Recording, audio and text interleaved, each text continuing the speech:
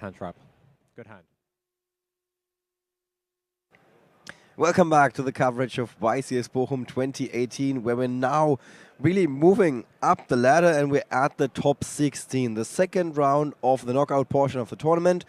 That means 16 players remain out of the 1,951 that showed up. Less than 1% of the field. It's a lot. Yeah. No, 1% is a little. No, the lot of players is a lot. The We little players is little. We get what you're trying to say. Good. This is good. It's going to be the first time this weekend that we're going to feature a player for the second time. It's Dinh Pham from Germany, who we had yesterday in the last round of Swiss. Is that correct? No, it was in the 7th round. In the 7th round. Okay, Six or seven. The last round was actually in comparison. It was kind of quick, Yes, which was good for us. The last round was Tim Cox. We got out of here like in a reasonable time. So the reason we're featuring him again is obviously not because he's playing Pendulum Magician, but rather because his opponent Maximilian is Kiesling is his last name. Maximilian Kiesling is playing Mekk-Knight Invoker. This is a deck that has been at the top tables at least like once or twice. I think twice. We had two Mekk-Knights in the top 32, very close to the top tables for entire day 2 basically, and we have one more player remaining with this deck. Yeah. The other Mekk-Knight player in the top 32 is actually just lost. I just watched him lose. It was quite disappointing actually. His opponent had a full board of stuff, and he went to mind control Bujinte Amaterasu, and his opponent used Snow to banish it before he had the chance to mind control it. We saw Mekk-Knight Invoked yesterday. It absolutely stormed through one of our early feature matches with a different player piloting the deck at that point. It's all becoming a blur again. So we know what the deck can do, but it didn't have much opposition at the time. Yeah. No, so which deck was it? Do you remember? I don't recall exactly what it was playing against yesterday, but I know that the Mekk-Knights, I think it was the underperforming Magical Musketeers. That was it. Right. Yes. Yeah. That was a solitaire match if I've ever seen one. Well remembered. Good. Yeah. So yesterday wasn't all that interesting. Today probably going to be a different story with Pendulum Magician. Very consistent deck. And also Dinh Pham, he was both top 8 and top 4 even in Prague, YCS Prague. So he's basically on a back-to-back run. At this, he says, I want to add another PlayStation to my collection. I don't know why you would need more than one, but okay. And so that's his goal for the weekend, actually. Yeah, PlayStation 4s only work if you have 4 of them, you see. That's why. That's how it works. All right. Yeah. Guys, we do have some pro player opinion about that very deck, about Pendulum Magician, so let's hear it from, I think, Lorenz Roma.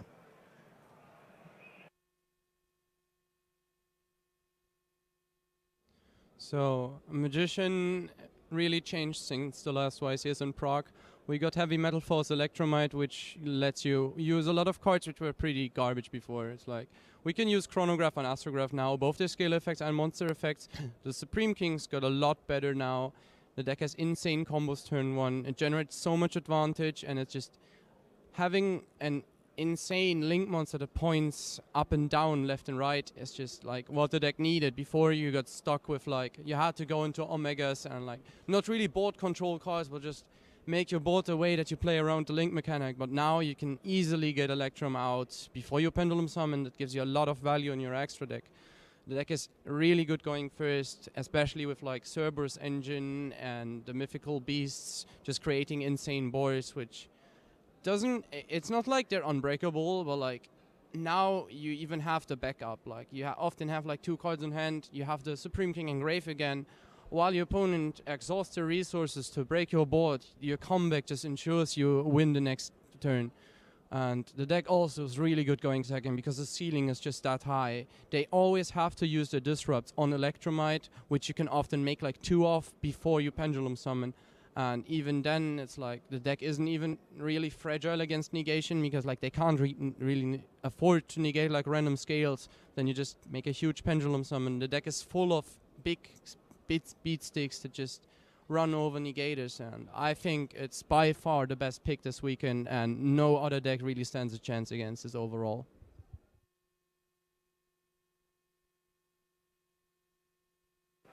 Yeah, Lorenzo taking a playbook out of Thomas's playbook, taking a page out of Thomas's playbook. Taking the book out of the book. Yeah, I'm not the one with the phrases. Yeah, the ceiling is very high for this deck. This is a very, very fair statement, very correct.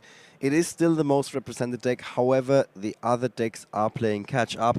It's going to be interesting to see if the Mekk-Knights can kick another Pendulum Magician out of out of competition. So let's take you guys to the feature match table where these two are ready to get their game on.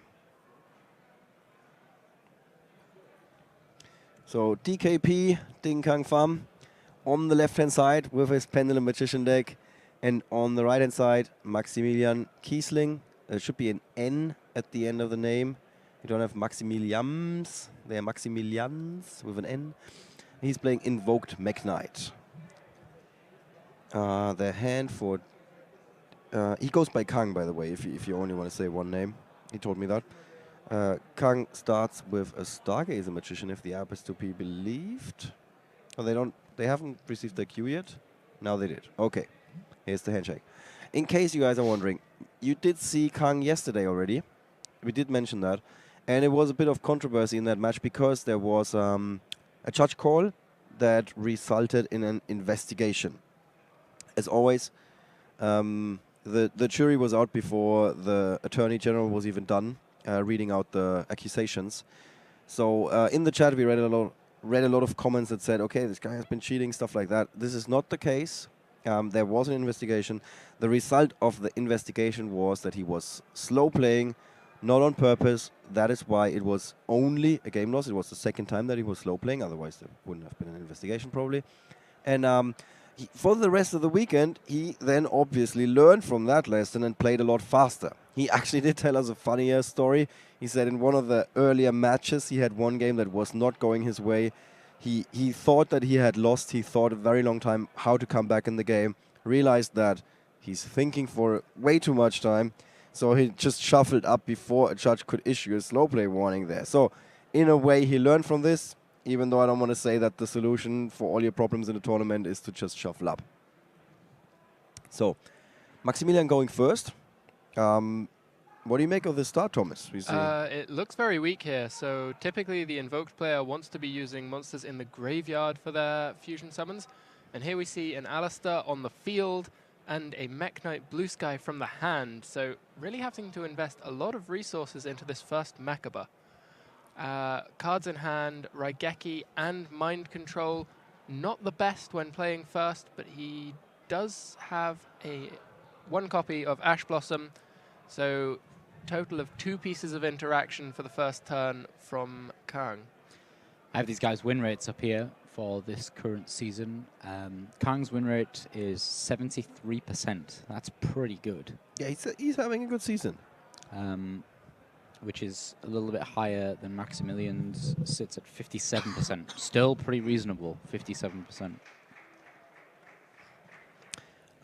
Yeah, Dinh is opening 5, Purple Poison Magician, 2 copies of that. Xianke Magician, I'm sure I'm butchering this name.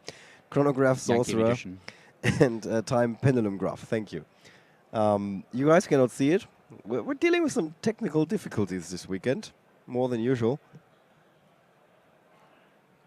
But we're going to get there. So not the best of starts for Maximilian on a scale from 1 to 10. Thomas? I would only give that one a 4. Okay. So we see... I thought you were going even lower, to be honest. 4's pretty good. What do your 1s look like? Did they lose already? Well, there are 2 pieces of interaction here. One known about on the board and another one concealed in hand through Ash Blossom. So we know, we've spoken many times, you need to be able to play through 1 negation. Here we see 1 negation from the Mekaba and another negation in hand from the Ash Blossom. So it's certainly not the best hand. It's not what Maximilian will have been hoping to put out, but it's not dead in the water. Right, and now we can see the correct cards on both sides. Also, the Mind Control is could be coming in useful later on for Maximilian here. And Raigeki as well. I mean, he's got some comeback potential that would have there. been a great going second hand. Interestingly enough, yeah. Khang is shaking his head. He's not super happy, it appears. Maximilian, of course, has the ability to deal with that activation of the Astrograph in hand. He could either respond with the effect of Mekaba or even the Ash Blossom in hand, but with one Pendulum monster already on the field before normal summoning, it's very unlikely that there wouldn't be another Pendulum to normal summon and get to that Electromite. Generally only worth using an Ash Blossom on an Astrograph in hand if you're quite certain that that's the only way that they're going to be able to get to the Electromite.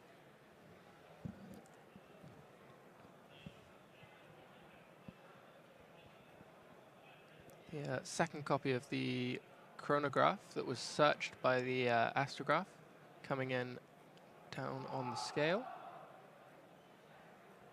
So does Khang have some options to break this board yet? Not quite yet, right? Well, Khang seems to be working his way towards an Electromite, but he doesn't necessarily want to get that Electromite banished through Invoked Mekk-Knight. He may be reluctant to activate the effect on the summon.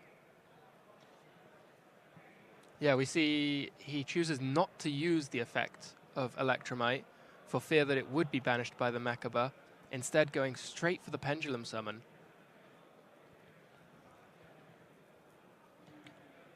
Right. I mean, he is adapting. And in fact, Yankee Magician is going to be the perfect out here because Mekk-Knight is a light monster, isn't it? Mekk-Knight is indeed a light monster, Yeah. yes. Yankee Magician negates the effect of one face-up light monster.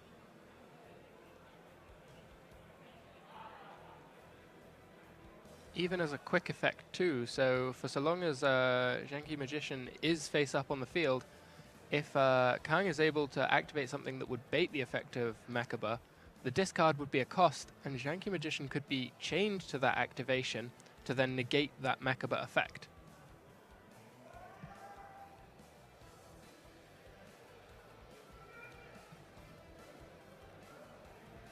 See here, Electromite destroys the chronograph in the scale.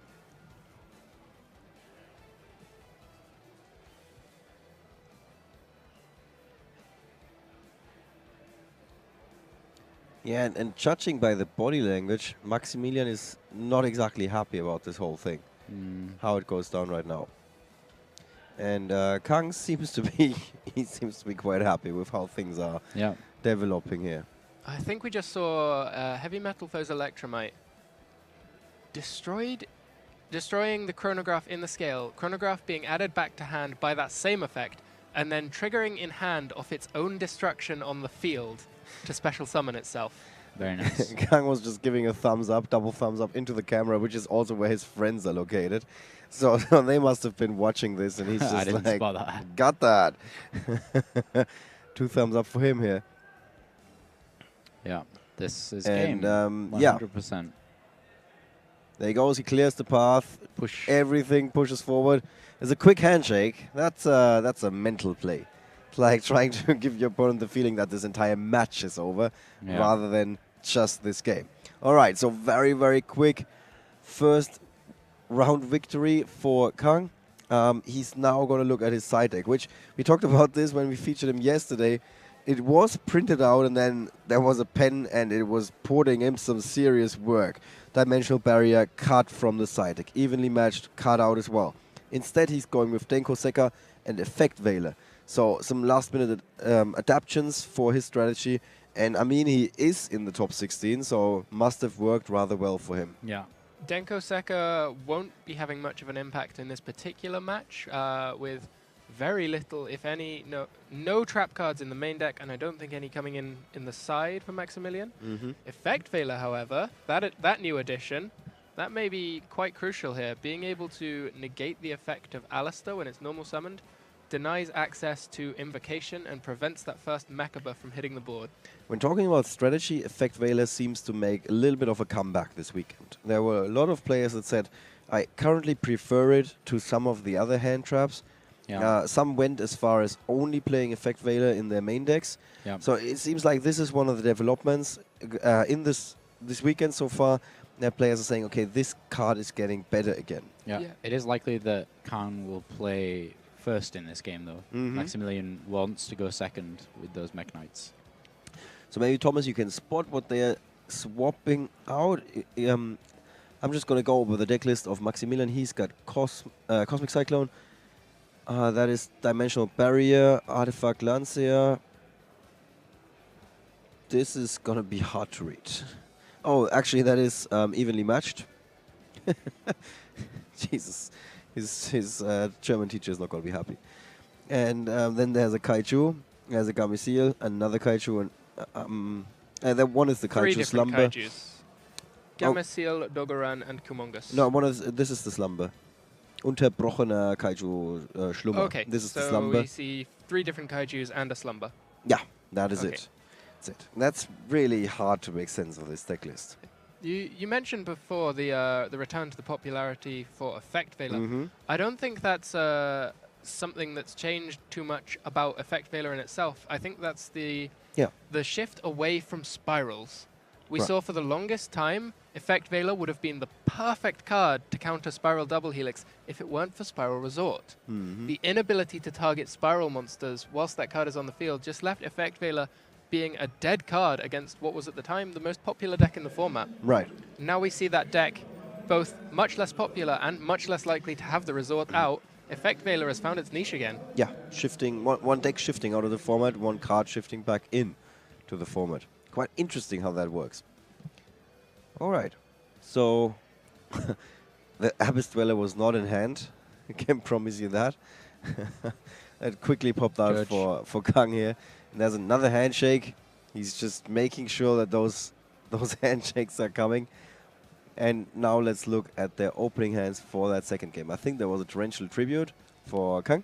We see Khang also opening up with the Effect Veiler, so it was definitely brought in an attempt to deal with that Alistair. Maximilian actually has a Platinum Rare Effect Veiler here. Together with 2 Terraformings. Scapegoat, yeah. And Alistair. he's also got Effect Veiler. Yeah, the Platinum Rare Effect Veiler. Both players. Okay, this 3 is copies total of Effect Veiler between the 2 players' hands. When did you see that the last time? Certainly a long time ago. Maximilian is choosing to go first here. Yes, with dimensional barriers in the side deck, if you can draw and set a dimensional barrier before the Pendulum player is able to make any moves, they can be sat almost having to entirely pass their turn. Yeah, I can completely agree with Dimensional Barrier, but on his own terms, I think that Mekk-Knights are far better going second than they are first, just because your opponent has to play cards for you to be able to play any of your Mekk-Knights. I think we're going to see a very underwhelming opening turn from Thomas Maximilian. is just ignoring your setup there. Yeah. Thomas is just like, yeah, I'm not going to respond to that. Well, no. It's true though, but he doesn't have any Mekk-Knights. With no cards on the field, he can't do any Mekk-Knight stuff, and the Alistair's not going to be able to do anything for him either. So I think all of this is part of his strategy. He knew that he's not going to draw into any Mekk-Knights, so that's why Seems good. he went with this strategy. Seems solid to me. Yeah, that's what you want to do, right? You don't want to draw your key cards. No, they're bad. All right, so very little action here, and it might be the same for Khang just because of the Effect Veiler that is waiting in Maximilian's hand. This is going to be interesting. Does have Astrograph Sorcerer, Effect Veiler, Harmonizing Magician, Purple Poison Magician, and Supreme King Dragon Darkworm. yeah, Darkworm has really been one of the key cards of the event for these Pendulum players. Being able to send it to the graveyard, special summon to the field, and get a search for another Pendulum card just means it's free advantage without even requiring a normal summon if it can be sent direct to the grave. Right.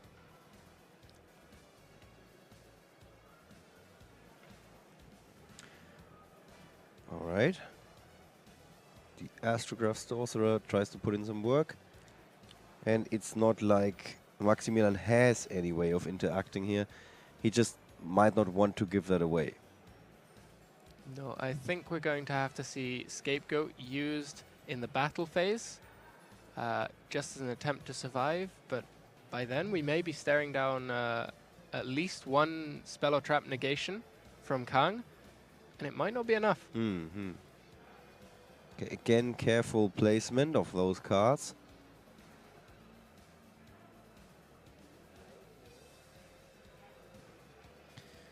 And Maximilian cannot be happy about this.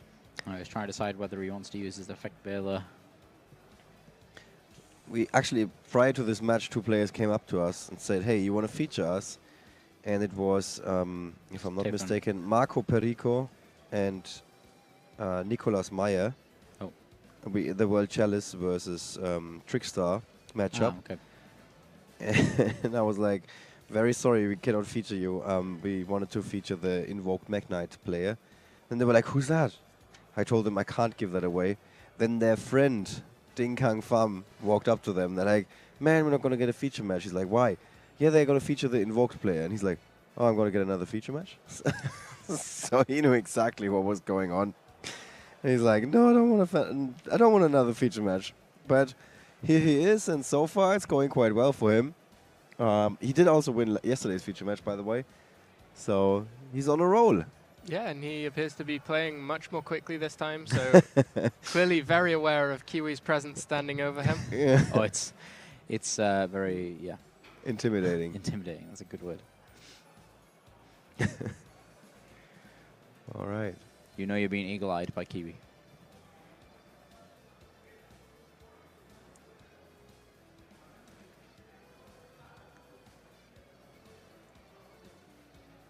Pendulum summon for at least 3 here. But just considering those zones, obviously it matters so much more in this matchup. Yeah. Where each column has its own. I find it fascinating to see how they are like trying to think of, okay, what's the correct placement here. Yeah, Khang doesn't want to leave 2 of his cards in the same column if he can avoid it. Mm-hmm. Could not avoid it in case for the top for the leftmost column here. Yeah. And what's that going to mean? Like, what exactly is Maximilian going to do because of those 2 cards in one column? If he was able to draw into a Mekk-Knight, particularly Mekk-Knight Blue Sky, he would be able to special summon it to that column and search for 2 additional Mekk-Knights. But without any of the Mekk-Knights being seen, it's not going to make any difference at all. But Khang, of course, doesn't know that. And he cannot bet on that. Yes, so it's certainly still safer to play around the possibility of the card than to ignore it altogether. Yeah, last thing you want is in the top 16 to be the time where you stop like playing around all that kind of stuff. Yeah. So again, Maximilian checking his face-down card. That is, of course, a Scapegoat. He does have a Terraforming and another Lasciate, the Invoker, in hand. Also not much interaction there. So he doesn't have any way to stop his opponent, Khang, from making his plays. He does have a way of staying alive thanks to Scapegoat. Although, usually you want to keep those Scapegoats until the end phase to then go into a Borreload on the following turn. Yeah, if he is able to, not that it's in his court at this point, but if he is able to survive this turn and get that Borreload out, then he may be able to do something, but it's not looking good. I don't see any way of getting to the Borreload here. I expect that before we even go to the battle phase, we're likely to see Orai's Absolute Dragon and then Zephyr Metaltron coming out. As we link away the Absolute Dragon, Vortex Dragon will hit the board, and suddenly there's 1 negation. And that Scapegoat is the only card that can do anything this turn, so it's not going to be allowed to resolve. So things could be even more dire for Maximilian, who's now, he's not sitting in a good spot. He's with his back against the wall. And we did say that yesterday. I think it might have been one of the first times we had Pendulum Magicians. We said, yeah, the deck is very consistent. Yeah, it was working quite well for DKP yesterday. And it seems like he's just on his... He's like doing the same thing now in these top 16 matchups here. Yeah, as we said, these Scapegoats here, he's going to preempt them. Yeah.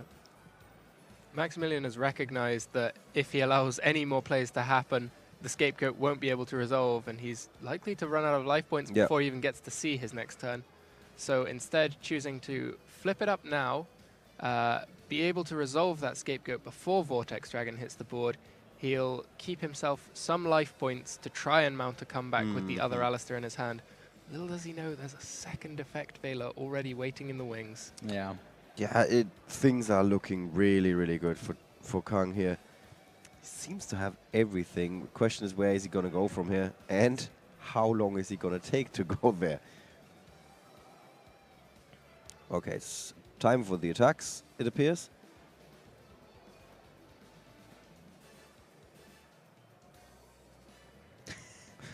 It matters which scapegoat token you kill, and it matters apparently does. which electromite you attack with. This one must kill the orange one.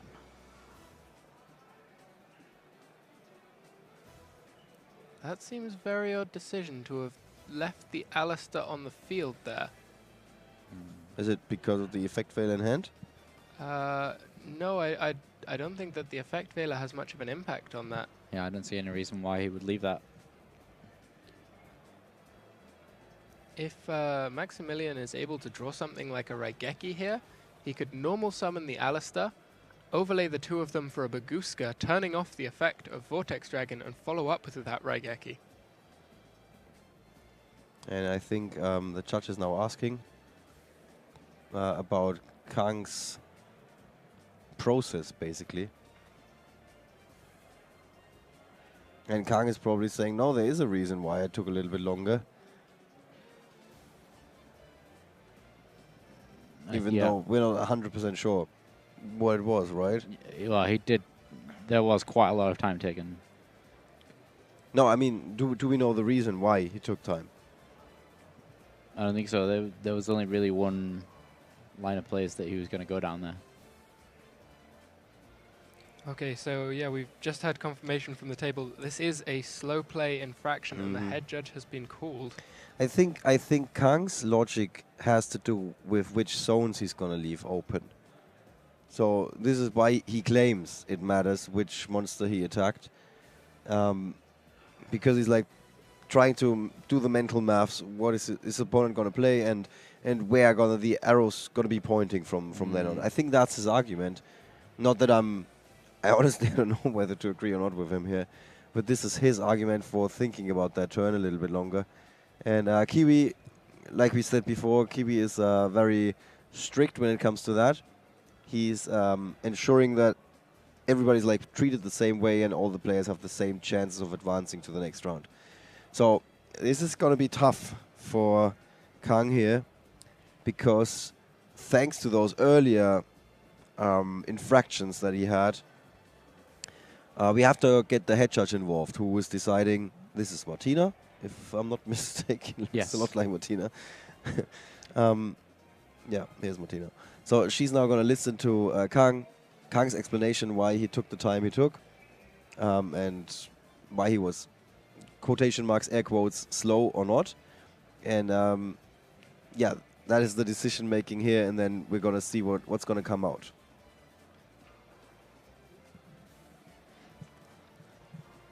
If it was a slow play from Khang, it feels like such a waste at this point. He was in a commanding position for this game. We, of course, know that there's very little in the hand for Maximilian to be able to come back next turn.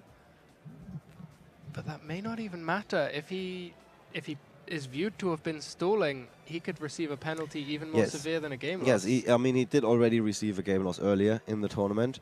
So the upgrade process is pretty straightforward. Yeah, it might be a match loss here. Even if the head judge agrees with his argument, which says I didn't do it on purpose. I was just accidentally slow. Yeah, this is the thing when it comes to upgrades, as you say. Even if there's no large intention there, that's when it starts getting to investigations and disqualifications. But just having multiple of the same infractions over and over again get to the point where it's upgraded to a match loss. Even, PE minor is one of the most common penalties given out, which is for like illegal activations or, doing something procedurally that you can't do. If you try and illegally play reinforcements of the army, for example, 4 times over in a tournament, then that's enough infractions to get you all the way up to an upgraded penalty. So, yeah, I mean, he did have time to go through all the hoops in his head. What am I going to do? And the thing is, sometimes it looks like a player is constantly making a move, but the judges try to look at the bigger picture. So he might be like summoning the first monster, taking only a little bit of time, then he's thinking, summoning the second monster. So stuff is happening, but between those steps, there's always time. And then after he summoned all of these 3 monsters, in his case, he might be thinking, okay, what am I going to attack first? And the thing is, you should have that entire game plan figured out when you start making those moves, ideally. Yeah, well, that's the thing. it adds up. If you play something as part of your combo, we have big combo decks nowadays. Play something as part of the combo. Check your graveyard, check your banish pile, check their graveyard, check their banish pile. Right. How many cards you got in hand? What do you got? Yeah, what was the last face down you set? All of those things add up, and if you do that every single time, right. that's the difference between seeing an obvious slow play of just someone sat there going, I'm not doing anything, to that kind of stuff where they're asking the same things over and over and over again. It does appear like there has been a decision has been made on the table. The decision that our judges told us is that it's gonna be another game loss for Khang. Yeah, because that's fourth time that it's happened this tournament that he's got a slow play infraction. So he didn't get upgraded all the way to a match loss, which is the good news for him. The bad news, of course, is he now has lost that first game, and he was actually in a pretty good spot. Yeah. So this time it was different from the last time when we said, I think you lost this game anyway, just shuffle up. Yeah. This time he was in a pretty good spot, and he should have maybe just ended his turn after those attacks or something. I don't know. So guys, let's take you to the table where these guys are busy at work side decking right now, because they're now looking at options to swap cards, exchange cards from the main deck with the side deck to improve their chances of winning this. So we're going into game 3 now. Into game 3, Maximilian here will be taking out the dimensional barriers that he put into play first in game 2, knowing that Khang is likely to choose to play first. Khang's side deck may also change a bit. He may decide that Effect Veiler is not such an effective choice when he himself is playing first. Yeah, it's going to be interesting to see who wants to go first. Khang wants to go first, right?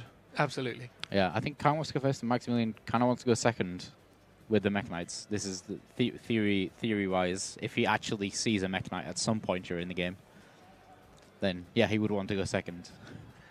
So we may see, if what we're expecting plays out on the table, both players get to play in the position where their deck actually does a little bit more, which makes for a bit more of an interesting feature match to watch, in that we'll see both decks operating at their full potential.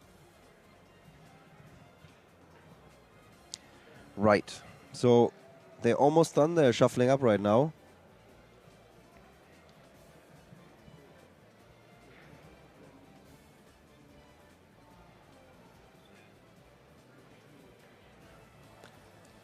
Okay, so what are you hoping for in the opening hand if you're sitting in Khang's position? You want to see Chronograph, you want to see Astrograph, you want to see Dragon Shrine if he plays it. Yes, he does have those. Those couple of options. Allure of Darkness, not necessarily the most important card to see in your opening hand. It's not a deck that actually gains any advantage from an Allure of Darkness. It's just a useful tool to draw through the deck and find the combo pieces if you haven't opened with everything that you need.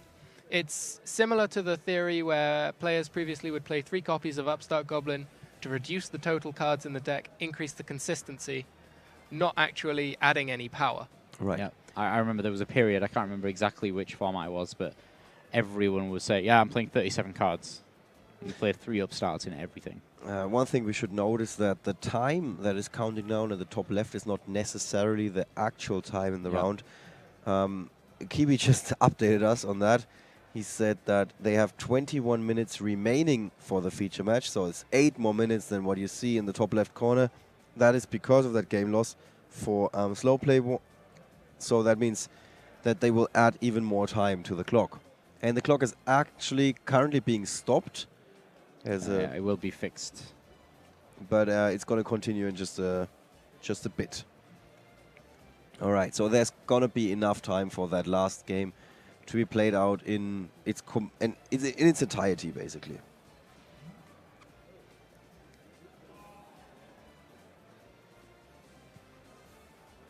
It'll be interesting to see if we actually get to see another duel here where the Mekk-Knights are used to their full effects. Yeah, it's fortunately for Maximilian, he does have that chance now.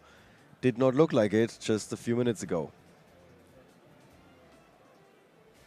Just need to hope that Khang doesn't spend so long considering how to best play around those Mekk-Knight columns. Yeah, I'm feeling hopeful here. So, think we're gonna continue any moment now.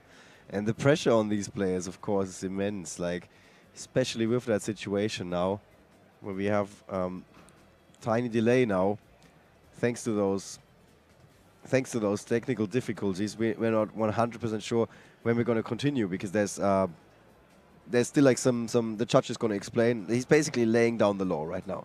Yeah. He's explaining to them, this is how we're going to continue this match. This is how it's going to conclude this whole thing. So it's a pretty tense situation. I don't want to trade with either of these right now. No. So yeah, Kiwi is checking it out with our tech team. They are agreeing on something, and I think in I think there's a few next to no time technical issues with our setup here.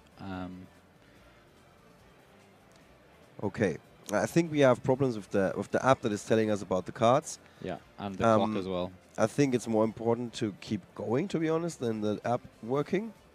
What would you say, Luke? Yeah, we should try and get the setup back if we can.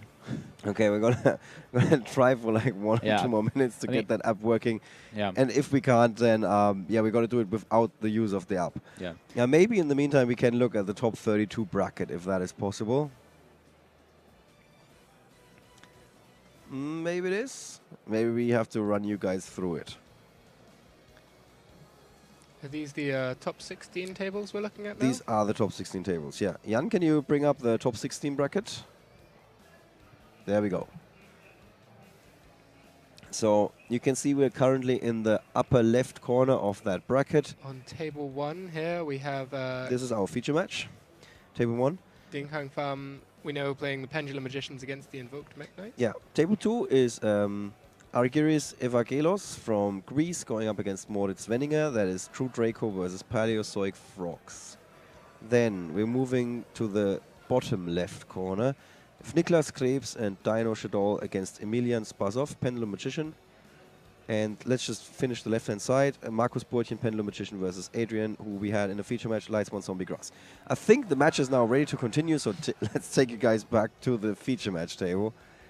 And let's hope that they can continue their match. Yeah, still hoping. It's us. I think Sir Action Slacks would be proud of the amount of time we were able to fill here. Right.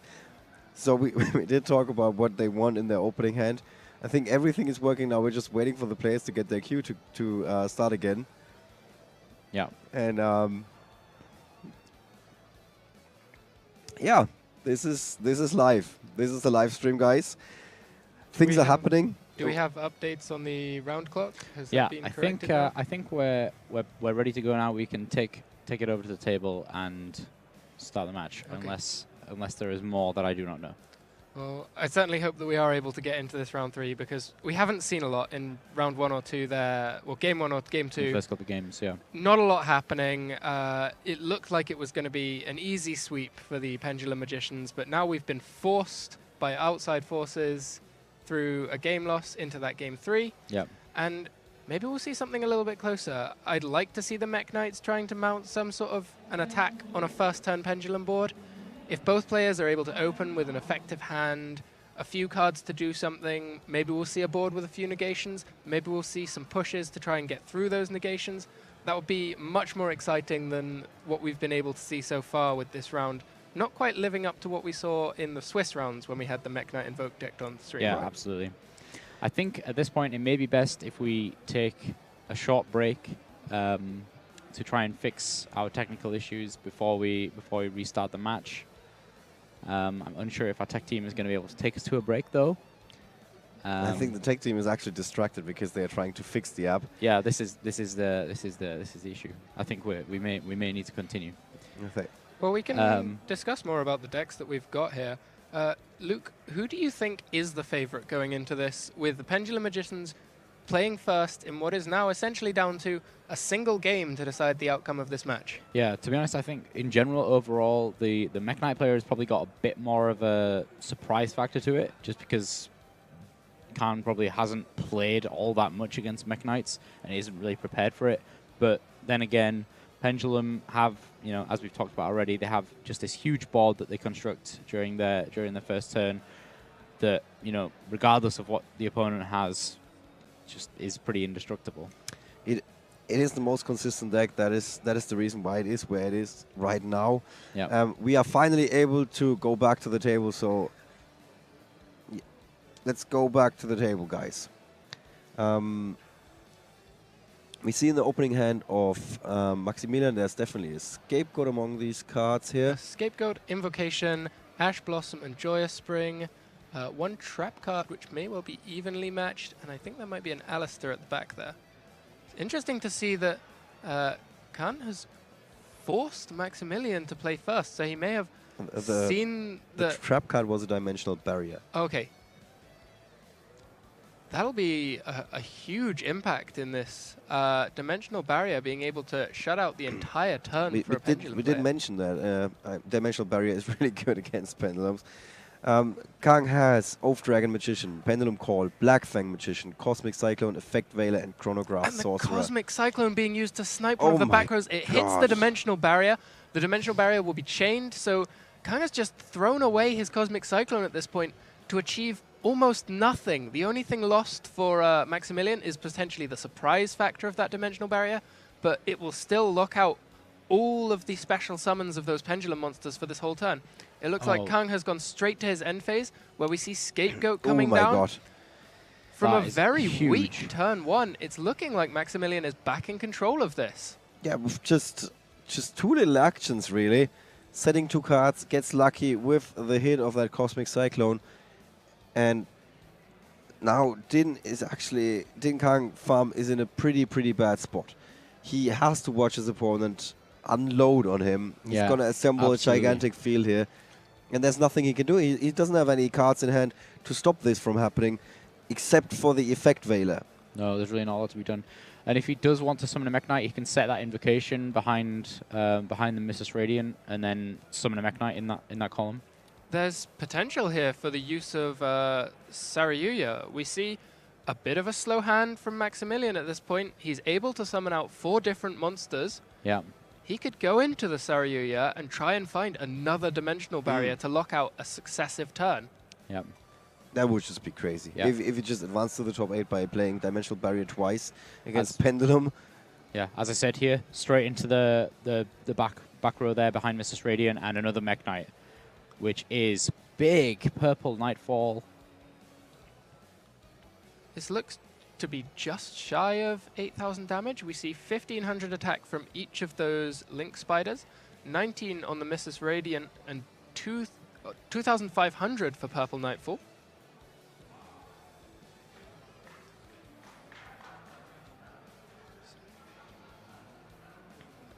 That will total 7,400. That will be enough for game with the 1,000 paid on the Cosmic Cyclone. I think they...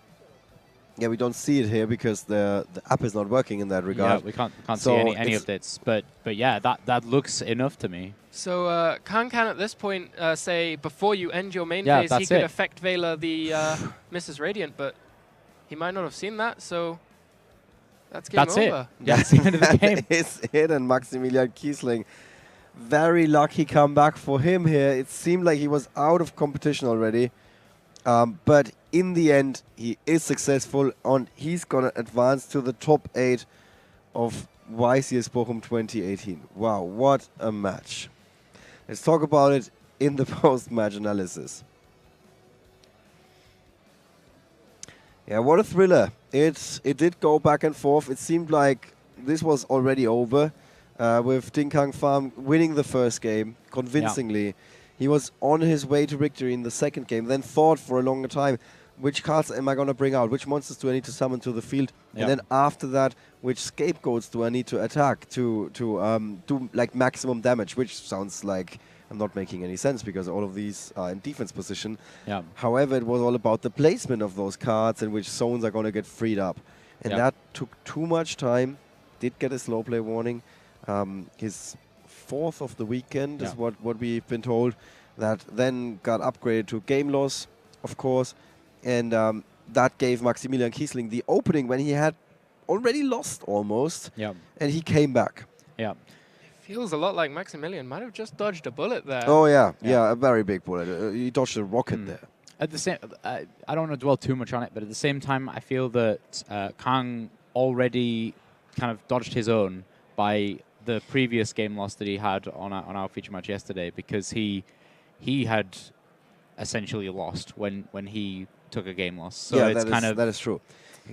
Yeah. So he got the game loss in the very best of moments yesterday, not today. And now in the very worst of moments. So So it's not that that's ever a good thing, and you know, I'd much prefer it if everyone was able to play the game, but that's what the policy documents are there for, to make sure the players are both getting the same opportunities to play the game. Yeah, exactly. Yes. We need to make sure that there's a level playing field for all players that are in a competition, even if it's as large as this weekend's event. And this is the only way to ensure it, really. Yeah. Yeah, we just see a solemn reminder about how you need to keep playing at that reasonable pace. Yep. It's going to be interesting to see how that whole thing went down from Maximilian's point of view. We're going to hear from him in our post-match interview in just a few minutes.